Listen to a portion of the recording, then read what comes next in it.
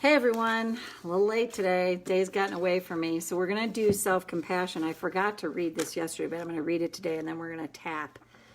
And it's just one of those days. It's kind of back-to-back stuff going on.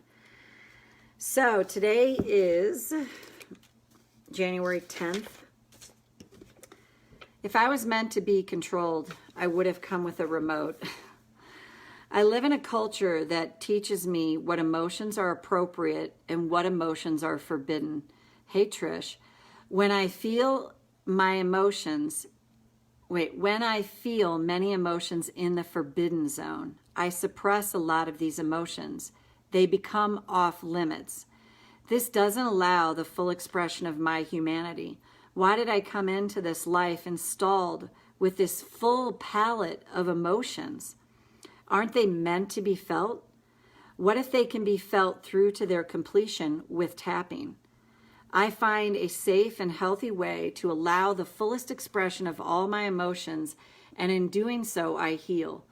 I know who I truly am, independent of the trappings of society's programming. Thought for today?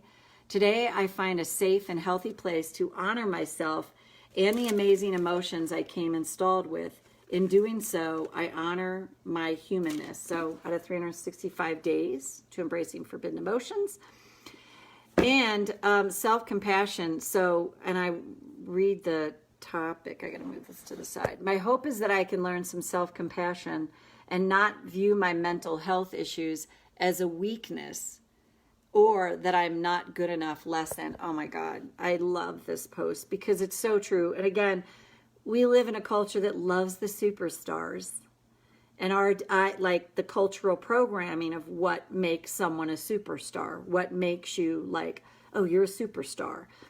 And when you really like go behind the scenes of so many of the superstars, and I mean, I always think of Chester Bennington, the lead singer of Linkin Park, and to all intents and purposes, by societal standards, this guy had everything that everyone would say you want. A family, a loving wife, kids, all that stuff, like riches, success, like the ability to do whatever. And yet his past constantly haunted him. It haunted him. And even in him taking his own life, you know, there is a lot of judgment around that. And yet what it's much, honestly, it's like fat shaming. It's like what gets so missed in our culture is what is behind the scenes. What is going on that would have someone get to the point that the only choice they feel they have is, I got to take myself out, or I've got to eat to anesthetize myself. And think about that. We live in a culture that's really lacks compassion. So it makes sense we learn to treat ourselves the way we were treated.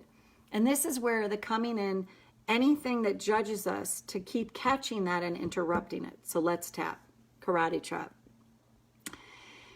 Even though I really see I lack self-compassion, I choose to honor this truth right now. Even though I can really lack self-compassion, hey Barbara, I deeply and profoundly want to accept myself anyway now. Even though self-compassion, that's been lost on me. And of course it has. I was never taught how to be compassionate with myself. I choose to honor my truth right now. Go to the eyebrow. I lack self-compassion. Could I have compassion for that? I lack self-compassion. That could be a good thing to have compassion about. And what if that takes practice? I can't just suddenly start being compassionate with myself. when I have a ton of momentum going otherwise.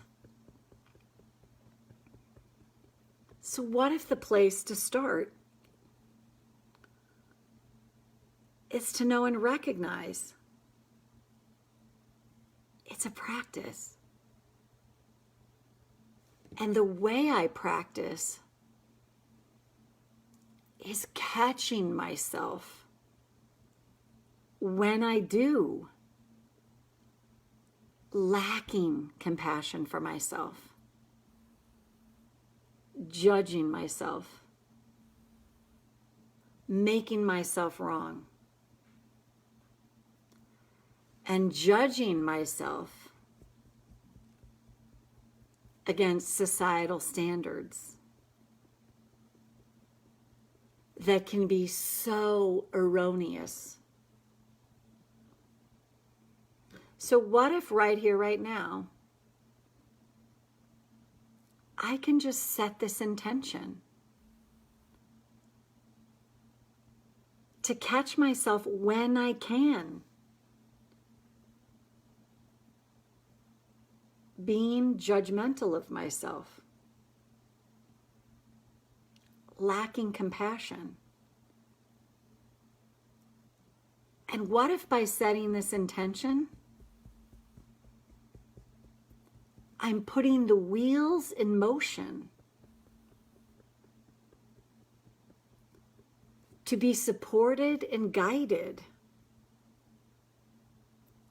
on just how to do this for me. And I start to see it more and more, where I'm lacking compassion. And then I get to tap to interrupt that, because I can't stop the thoughts, but I can interrupt them when I can. And what if that has a cumulative effect and really changes what's possible for me? So take a breath.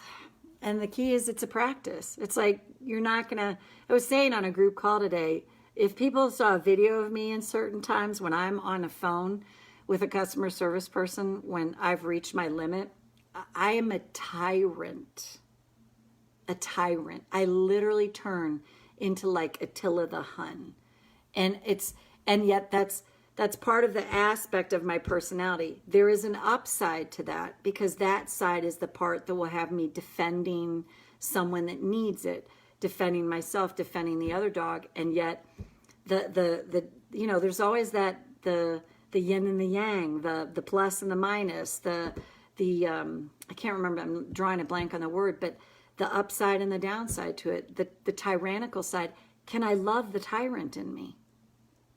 Can I love the tyrant, the person that's a tyrant? And I had to practice that the other day. Like, oh my God, can I love the tyrant in me? And I suspect as I love the tyrant in me, I'm going to deal with less and less tyrants in the outside world, because I'm loving myself in that way and accepting, like, oh my God, I've got an epic tyrant in me. So I hope you found this helpful. Barbara, great to see you. Long time no see. And Trish, glad you were here live. And we'll see you back here tomorrow with day 11. Bye for now.